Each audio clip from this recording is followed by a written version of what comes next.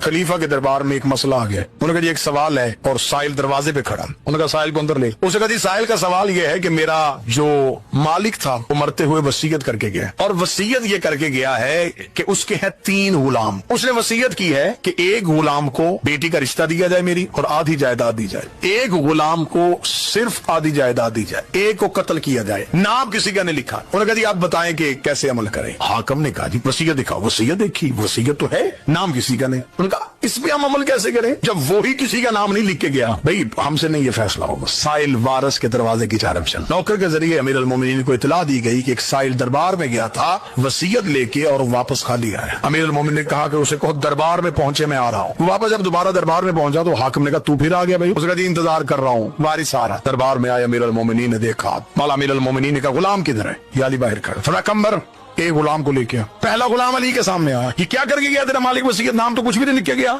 ऐसी होती है वसीयत? पकड़ तलवार, कबर खोद उसकी।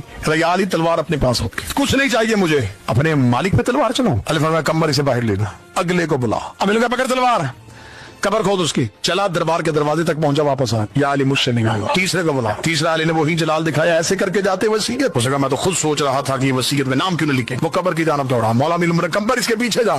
जो ही कबर खोदने लगे गिरफ्तार कर लेना। गिरफ्तार होके वापस आया। उसने कहा या अली ये क्या हुआ? फरमाया जिसने पहला इनकार किया था इसे रिश्ता भी दो, आधी जायदाद भी दो। जो आधे रास्ते से वापस आए इसे आधी जायदाद दो। जो कबर तक पहुंच गया इसे कत्ल करो। हाकिम ने खड़े होकर कहने लगा या अली इतनी जल्दी इतना आसान फैसला ऐसे कैसे कर दिया? दरबार से मरहबा की आवाजें आ रही थी।